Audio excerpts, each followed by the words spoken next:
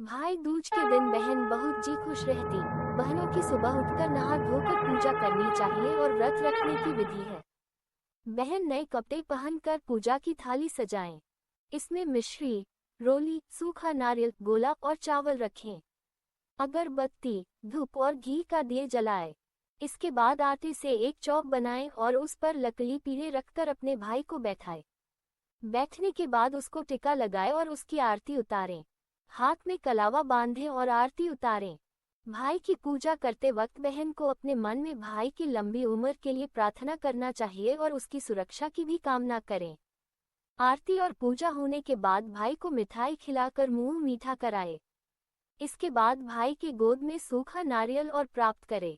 इसके बाद भाई अपनी बहन को उपहार के रूप में पैसे या आभूषण आदि दे सकता है, या फिर उनकी पसंद का कोई उपहार दे सकते हैं। ये सब प्रक्रिया होने के सभी बहनें अपना व्रत खोल लें और जो भी खाना बनाया हो वो खा सकती है। शाम होने के बाद घर के मुख्य द्वार पर 4 मुख वाला दिया यमराज के नाम जलाएं और उनका ध्यान करें। इस दिए को दक्षिण दिशा की ओर रख दें और इस तरह भाई और बहन का पवित्र पर्व को पूरे हर्षोल्लास के साथ मना सकती हैं। व्रतुस्तवाग्रजाताहं भुंक्सा भक्तमिदं शुभं प्रीत्य यमराजस्य यमुना विशेषतः मार्कंडेय महाभाग सप्तकल्पांत जीवनः चिरंजीव यथा तवम ही तथा में भरत राम कुरु। भाई दूज त्योहार को लेकर कई कथाएं भी प्रचलित हैं। ऐसा कहा जाता है कि इस दिन आसमान में उड़ती हुई चील दिखे तो उसे देख बहनें अपने भाइयों के लिए जो भी प्रार्थना और दुआ मांगती है वो पूरी होती है। भाई दूज का एक रीति रिवाज है जी, इस दिन अगर बहन अपने भाई को अपने घर बुलाकर खाना खिलाए तो भाई की उम्र बढ़ती है। इस दिन भोजन कराने काफी महत्वपूर्ण माना गया है। अगर आपकी के अपनी बहन ना हो तो वो अपनी कजिन बहन को भोजन कराए, और अगर वो भी ना हो या किसी वजह से संभव ना हो पाए तो गाय को भोजन कराए।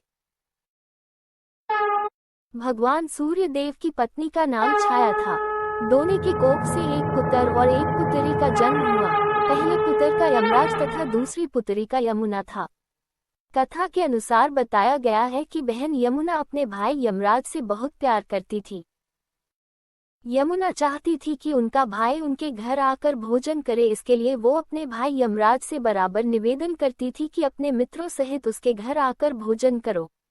यमराज अपने कार्य में इतने व्यस्त रहते थे कि अपनी बहन की बात बार बार टाल देते थे। एक दिन ऐसा समय आया कि यमुना ने अपने भाई यमराज को कार्तिक शुक्ल पक्ष द्वितीया तिथि को अपने घर भोजन करने के लिए निमंत्रण भेजा और यमराज को अपने घर आने के लिए वचनबद्ध कर लिया। यमराज अपनी बहन की बात को उस समय टाल नहीं पाए और बहन के घर जाने के लिए राजी हो गए। भाई तो घर आने की खुशी में यमुना फूले नहीं समा रही थी। यमराज ने सोचा कि मैं तो प्राणों को हरने वाला हूँ, मुझे कोई भी अपने घर नहीं बुलाना चाहता। बहन जिस प्रेम से मुझे बुला रही है उसका पालन करना मेरा धर्म है। बहन के घर आते समय यमराज ने नरक निवास करने वाले जीवों को मुक्त कर दिया। यमराज को अपने घर आया देखकर यमुना की खूह का ठिकाना नहीं रहा। यमुना तैयार होकर अपने भाई के स्वागत में लग गई। यमुना ने भाई को बड़े आदर से भोजन कराया। यमुना द्वारा किए गए अतिथि सत्कार से यमराज बहुत प्रसन्न हुए और अपने बहन से कहा कि तुम कोई भी वरदान हमसे मांग सकती हो। यमुना ने कहा कि भैया आपसे मैं यही वर मांग रही हूँ कि आप प्रतिवर्ष इसी दिन कार्तिक शुक्ल पक्ष द्वितीया मेरे घर आया करो।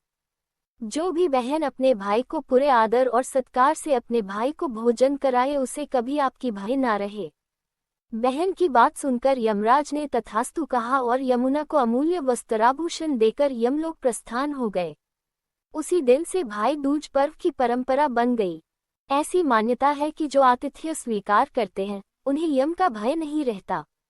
इसीलिए भैया दूज को यमराज तथा यमुना का पूजन किया जाता है। अतः हम लोगों का कर्तव्य है कि इस पावन पर्व को विधिवत तरीके से मनाएं।